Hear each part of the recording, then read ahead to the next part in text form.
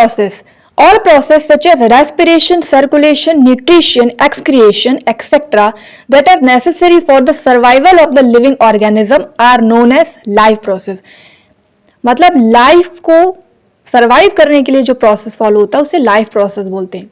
इसमें कौन सा आएगा? न्यूट्रिशन. न्यूट्रिशन से refers the process by which living organism take food and use it grow, develop and maintain the body. यानी कि न्यूट्रिशन में ऑर्गेनिज्म फूड को लेते हैं और उसी फूड के थ्रू वो ग्रो करते हैं, डेवलप करते हैं और अपनी बॉडी को मेंटेन करते हैं. तो यहाँ पे न्यूट्रिशन दो टाइप्स का होता है, autotrophic nutrition, heterotrophic nutrition. Autotrophic nutrition में ऑर्गेनिज्म ओन फूड बनाते हैं, यानी खुद से फूड बनाते हैं, जैसे कि फोटोसिंथेसिस होता है प्लांट्स में, प्रकाश संश्लेषण होता है पौधों में. फिर होता है हेटेरोट्रॉपिक न्यूट्रिशन. हेटेरोट्रॉपिक में ऑर्गेनिज्म जैसे कि humans and animals other organism पे डिपेंड करते हैं फूड के लिए. अब हेटेरोट्रॉपिक भी 3 टाइप्स का होता है, holozoic heterotrophic nutrition, saprotrophic nutrition, parasitic nutrition. तो होलोजोइक न्यूट्रिशन में फूड का इंटेक होता है और उसके बाद डाइजेस्टिव सिस्टम में इसका एब्जॉर्प्शन होता है, जैसे कि ह्यूमंस में.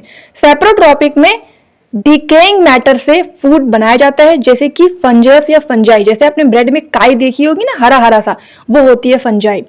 इसके अलावा पैरासिटिक न्यूट्रिशन में ऑर्गेनिज्म किसी अदर ऑर्गेनिज्म में लिव करके अपने आप को होस्ट करके मेंटेन करता है, यानी कि सरवाइव करता है. जैसे कि आपने जूं देखी होगी हेयर्स में, या और भी जो इंसेक्ट्स होते हैं जो कि दूसरे ऑर्गेनिज्म पे डिपेंड होते हैं, जैसे कि मॉस्किटो, मच्छर भी इसका एक उदाहरण है. Next thing, holozoic nutrition in amoeba. तो amoeba is an unicellular organism which shows holozoic nutrition. Amoeba ingest food by using finger like projections called pseudopodia. यानी जब एमीबा के पास फूड आता है तो वो एक फिंगर लाइक प्रोजेक्शन बनाता है जिसको सूडोपोडिया बोलते हैं, जिसके थ्रू फूड लेता है. फूड उसके बाद डाइजेस्ट होता है वैक्यूल के द्वारा और इसके बाद एब्जॉर्ब होता है डायरेक्टली साइटोप्लाज्म में. जो डायग्राम शो कर रहा है ये पूरा न्यूट्रिशन आपको शो कर रहा है. तो अब न्यूट्रिशन देखेंगे ह्यूमंस में. तो humans body consist of alimentary canal और ये स्टार्ट होती है माउथ से, एंड होती है एनस पे. तो इस कंप्लीट एलिमेंट्री कैनाल के थ्रू ही ह्यूमंस में, यानी कि हम लोगों में न्यूट्रिशन होता है. तो ये जो डायग्राम आप अपनी स्क्रीन पर देख रहे हैं, ये डायग्राम बहुत इंपॉर्टेंट है. अगर आप इसे अपनी बोर्ड एग्जाम में ड्रॉ करते हैं तो आपके लिए बहुत बेनिफिशियल होगा, क्योंकि न्यूट्रिशन एक मोस्ट इंपॉर्टेंट टॉपिक है जो कि बोर्ड एग्जाम में आता ही आता है. और डायग्राम के थ्रू अगर आप इसे रिप्रेजेंट करेंगे तो आपके लिए मार्क्स लाने का इजी तरीका हो जाएगा. अब डाइजेशन से पहले समझते हैं एंजाइम्स क्या होते हैं. तो एंजाइम्स एक प्रोटीन होते हैं जो कि डाइजेशन में और अदर बायोलॉजिकल एक्टिविटीज में हेल्प करते हैं. तो डाइजेशन के लिए हेल्प करता है कौन? एंजाइम. ये ध्यान रखना है. अब पूरा मैकेनिज्म देखेंगे डाइजेशन का. तो सबसे पहले माउथ में डाइजेशन स्टार्ट होता है, जहां पर सैलिवरी ग्लैंड्स होती है. ये एंजाइम्स को सिक्रेट्स करती हैं, जिसके द्वारा जो फूड है वो स्टार्च से सिंपल शुगर में कन्वर्ट होता है. फिर फूड आता है स्टमक में. स्टमक में ईसोफेगस से स्टमक में आता है और स्टमक में गैस्ट्रिक ग्लैंड्स होती हैं जो कि सीक्रेट करती हैं hydrochloric acid, mucus, pepsin. Hydrochloric acid जो बैक्टीरिया आते हैं फूड के साथ उन्हें किल करती है. म्यूकस क्या करती है? जो हाइड्रोक्लोरिक एसिड है उसके चारों ओर एक लेयर बना लेती है, जिससे हाइड्रोक्लोरिक एसिड हमारे और भी ऑर्गन्स को डैमेज ना करे. और पेप्सिन क्या करता है? ये एक प्रोटीन डाइजेस्टिव एंजाइम होता है, यानी प्रोटीन को डाइजेस्ट करने में हेल्प करता है. अब फूड स्मॉल इंटेस्टाइन में आएगा. तो after the stomach food enters the small intestine. Complete digestion of carbohydrate, protein and fats. यानी यहाँ पर कंप्लीट डाइजेशन होता है कार्बोहाइड्रेट्स का, प्रोटीन का एंड फैट्स का. इसके बाद ये सिक्रेशन रिसीव करते हैं. सबसे पहले लिवर्स में जाएंगे. लिवर्स में बाइल जूस सिक्रेट होगा और बाइल जूस से ही इमल्सिफिकेशन होता है फैट्स का. इसके बाद फिर पैनक्रियाज में जाएगी, जहां पर पैनक्रियाटिक जूस सिक्रेट्स होगा. पैनक्रियाटिक जूस में एक ट्रिप्सिन होते हैं जो कि प्रोटीन के डाइजेशन में हेल्प करते हैं. एक लाइपेज होते हैं जो कि फैट्स के डाइजेशन में हेल्प करते हैं. और ट्रिप्सिन कन्वर्ट करता है प्रोटीन को पेप्टोन्स में और लाइपेज कन्वर्ट करता है फैट्स को लिपिड्स में. ये पूरा प्रोसेस याद रखना है. अब विलाई, स्मॉल इंटेस्टाइन में ही एक फिंगर लाइक प्रोजेक्शंस होता है जिसे विलाई बोलते हैं. ये क्या करता है? ये जो फूड का एब्जॉर्प्शन है इसको करने में हेल्प करता है. इसके बाद फूड लार्ज इंटेस्टाइन में आता है और लार्ज इंटेस्टाइन में आने के बाद जो फूड एब्जॉर्ब नहीं हो पाया है वो लार्ज इंटेस्टाइन में आएगा, जहां पर वाटर एब्जॉर्ब होगा. उसके बाद एनस में आएगा, जहां पर जो अनडाइजेस्टेड फूड है, यानी कि फूड का जो वेस्ट है वो एक्सपेल्ड हो जाएगा, यानी कि वो बाहर निकल जाएगा. तो ये कंप्लीट प्रोसेस है न्यूट्रिशन इन ह्यूमंस में. Respiration. Respiration is the process by which food is burnt in the cells of the body with the help of oxygen to produce energy. Respiration वो प्रोसेस है जहां पर food जो भी हम intake करते हैं वो बर्न होता है बॉडी के सेल्स में ऑक्सीजन के हेल्प में और हमें क्या देता है एनर्जी। ये प्रोसेस होता है माइटोकॉन्ड्रिया में, इसीलिए माइटोकॉन्ड्रिया को powerhouse of the cell कहते हैं। Energy stored in the cells of the form of ATP molecules, और जो एनर्जी स्टोर्ड होती है बॉडी के सेल्स में वो किस फॉर्म में होती है एटीपी के मॉलिक्यूल्स में। एटीपी का फुल फॉर्म एडेनोसिन ट्राइफॉस्फेट। और when the cells need energy, और जब इन सेल्स को एनर्जी की जरूरत होती है तो एटीपी ब्रेक डाउन हो जाती है इन the presence of water ADP में। एडीपी का full form adenosine diphosphate. Types of respiration में आएगा aerobic respiration, anaerobic respiration. Aerobic respiration में ग्लूकोज कन्वर्ट होगी पायरुवेट में एंड पायरुवेट कन्वर्ट होगा कार्बन डाइऑक्साइड वाटर एनर्जी, और ये सब होगा माइटोकॉन्ड्रिया में in the presence of oxygen. अब इस रिएक्शन को ध्यान से देखिए जहां पर ग्लूकोज साइटोप्लाज्म में ऑक्सीजन के प्रेजेंस में पायरुवेट प्रोड्यूस करती है और पायरुवेट माइटोकॉन्ड्रिया में ऑक्सीजन के प्रेजेंस में carbon dioxide energy plus water provide कराता है। तो ये एरोबिक रेस्पिरेशन हो गई।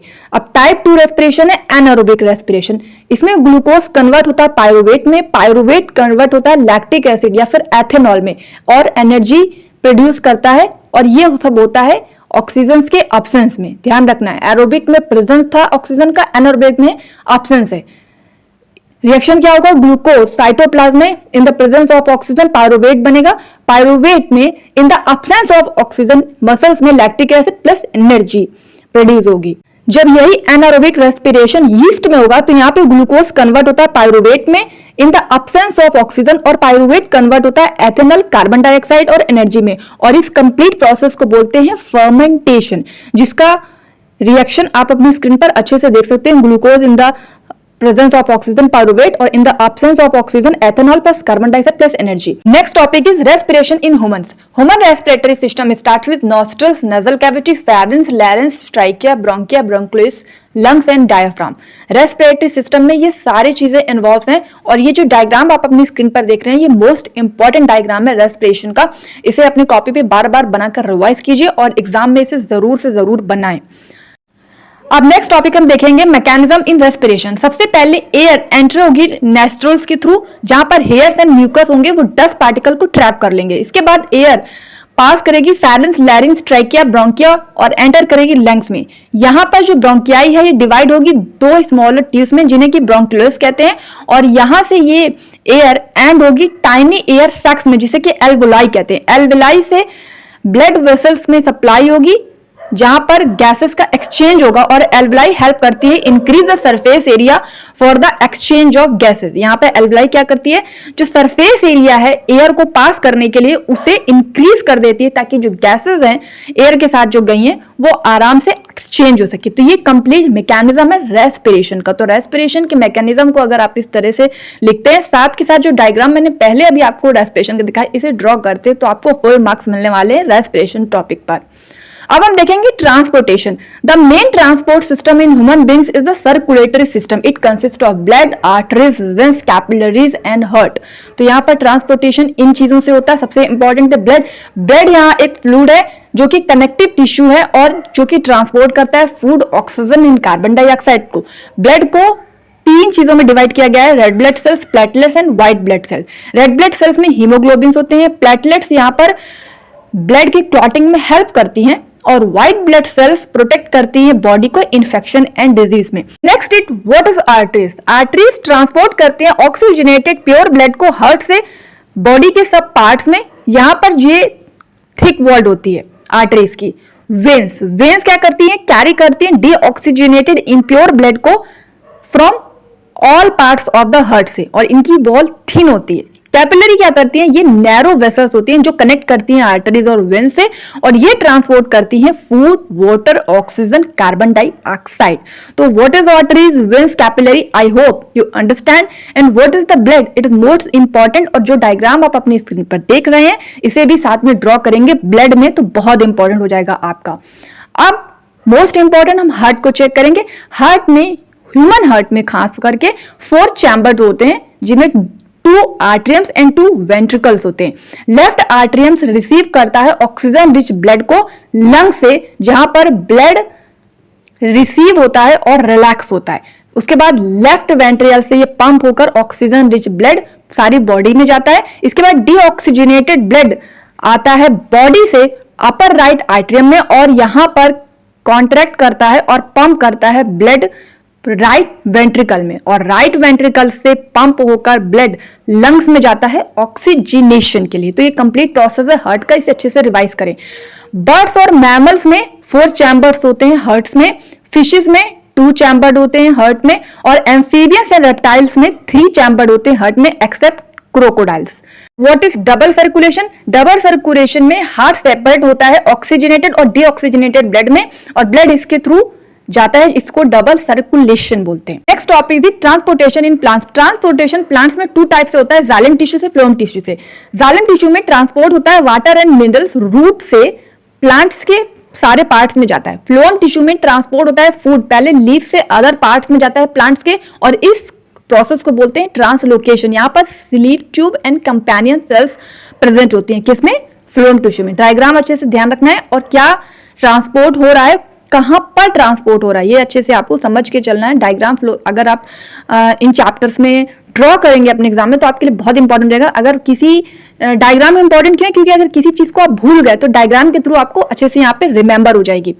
Next is what is excretion? The process by which the waste product produced during metabolic activities is removed by the body called excretion. Excretion में waste product body से बाहर निकलते हैं, किस एक्टिविटी से? मेटाबॉलिक एक्टिविटी से। यहाँ पर ह्यूमन एक्सक्रीटरी सिस्टम में pair of kidney, pair of ureter, urinary bladder और यूरेथ्रा कंसिस्ट होते हैं, और किडनी में एक्सक्रीटरी यूनिट्स होती हैं जिसे नेफ्रॉन्स कहते हैं। ईच नेफ्रॉन्स में एक कप लाइक स्ट्रक्चर होता है जिसे बोमन कैप्सूल कहते हैं। यहाँ पर वेस्ट प्रोडक्ट पास होता है यूरेटर से और उसके बाद यूरिनरी ब्लैडर में जाता है, इसके बाद ये यूरेथ्रा में जाता है, एज अ यूरिन बाहर निकल जाता है। बोमन कैप्सूल्स लीड्स करते हैं ट्यूबुलर स्ट्रक्चर में जहां पर कनेक्टिंग डक्ट ज्वाइंट्स होते हैं। एक्सक्रिएशन प्लांट्स में कैसे होता है? प्लांट्स में gaseous waste products, carbon dioxide, oxygen सब रिमूव होते हैं स्टोमेटा के थ्रू। यहाँ पर एक्सेस वाटर रिमूव होता है स्टोमेटा के थ्रू, और इस प्रोसेस को ट्रांसपिरेशन बोलते हैं। सम वेस्ट प्रोडक्ट रिमूव होते हैं रूट्स के थ्रू, और सम वेस्ट प्रोडक्ट स्टोर्ड होते हैं लीव्स में एंड रिमूव होते हैं ड्राई लीव्स के थ्रू, और यहाँ पर गिर जाते हैं। जैसे जब येलो लीव्स हो जाती हैं तो आपने देखा होगा ना, गिर जाती हैं, वो इसीलिए गिर जाती है कि इसमें सारा वेस्ट प्रोडक्ट होता है। और some waste product like gums and resins stored होते हैं ओल्ड जाइलम सेल्स में। तो ये एक्सक्रिएशन का जो प्रोसेस है ये प्लांट्स में, एंड जो अभी हमने पहले देखा एक्सक्रिएशन का प्रोसेस ह्यूमन बींग्स में, दोनों में जो डिफरेंस है वो आप अच्छे से समझ गए होंगे। तो ये लीव्स एंड ह्यूमन का पूरा एक्सक्रिएशन हो गया। अब हम देखेंगे फोटोसिंथेसिस इन प्लांट्स में, ये हमारा लास्ट होगा इस लाइफ प्रोसेस का। Plants prepare food using carbon dioxide, water, sunlight and chlorophyll, ये प्रोसेस होता है फोटोसिंथेसिस। इसके स्टेप्स आपको ऐसे लिखेंगे तो बहुत इंपॉर्टेंट होगा।